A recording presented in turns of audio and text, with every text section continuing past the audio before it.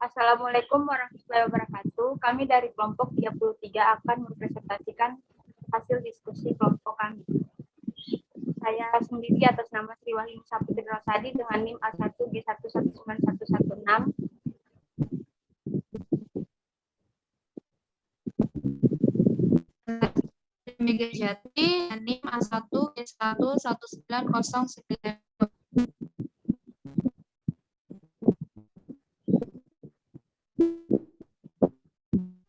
Materi pertama yaitu langkah-langkah pembuatan LKS. Pengertian LKS. LKS merupakan stimulus atau bimbingan guru dalam pembelajaran yang akan disajikan secara tertulis, sehingga dalam penulisannya perlu memperhatikan kriteria media grafis sebagai media visual untuk menarik perhatian peserta didik, paling tidak LKS sebagai media kartu. Langkah-langkah penulisan LKS. Yang pertama, melakukan analisis kurikulum, SKD, SK, dan KD, indikator, dan materi pembelajaran. Menganalisis kurikulum artinya kita mempelajari apa yang dimaksud dengan kurikulum. Apa saja isi dari kurikulum, untuk apa kurikulum tersebut disusun, apa saja yang merupakan perangkat kurikulum, bagaimana cara kurikulum tersebut, dan bagaimana mengevaluasi keberhasilannya. Yang kedua, menyusun peta kebutuhan LKS. Menyusun peta kebutuhan LKPD. Peta kebutuhan LKPD berguna untuk mengetahui jumlah kebutuhan LKPD dan urutan LKPD. Yang ketiga, menemukan judul LKS. Judul LKS ditentukan atas dasar kompetensi dasar atau pokok-pokok materi yang terdapat dalam kurikulum. Satu kompetensi dasar dapat dijadikan judul LKS apabila komponen tersebut tidak terlalu besar, sedangkan untuk mengetahui besarnya komponen dasar dapat diketahui antara lain dengan cara apabila diuraikan dalam materi pokok atau MP. Terdapat maksimal 4 MP, maka kompetensi itu telah dijadikan sebagai salah satu judul LKS.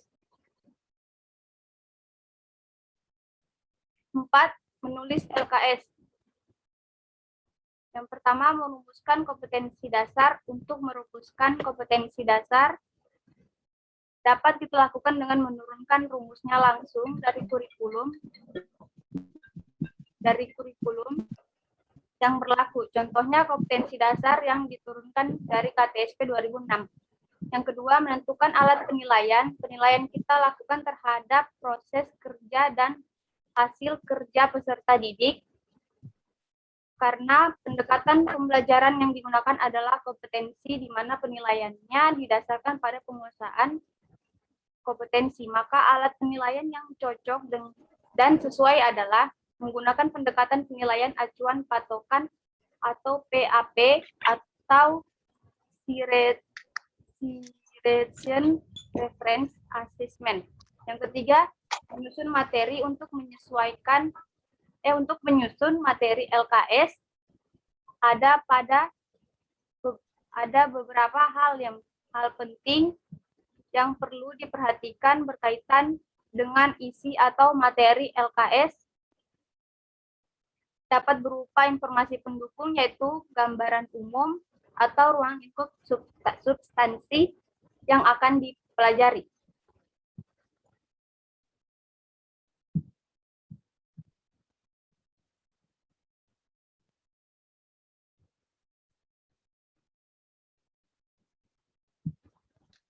Menentukan garis besar, alat penelitian dapat dibedakan menjadi macam, yaitu tes, baik tes maupun non-tes. Keduanya dapat data penelitian subjek yang dinilai secara berhasil jika secara tepat.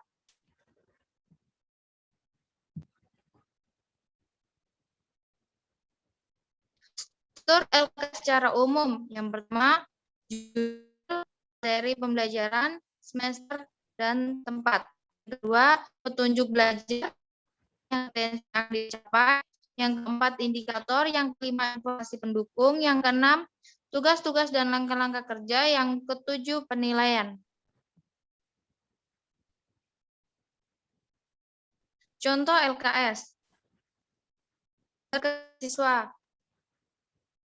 Mata pelajaran kelas 1 semester, alokasi waktu, materi pokok, 1.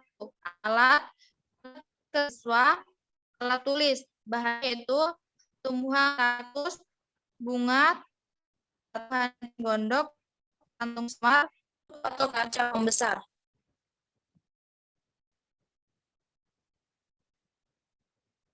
Amati satu persatu tumbuhan yang ada di depan kalian, bagaimana bentuk dan tumbuhan tersebut, gimana masing-masing tumbuhan tersebut. Itulah tadi hasil presentasi kami. Adapun kurang mohon dimaafkan. Wabillahi taufiq wal hidayah. Wassalamualaikum warahmatullahi wabarakatuh.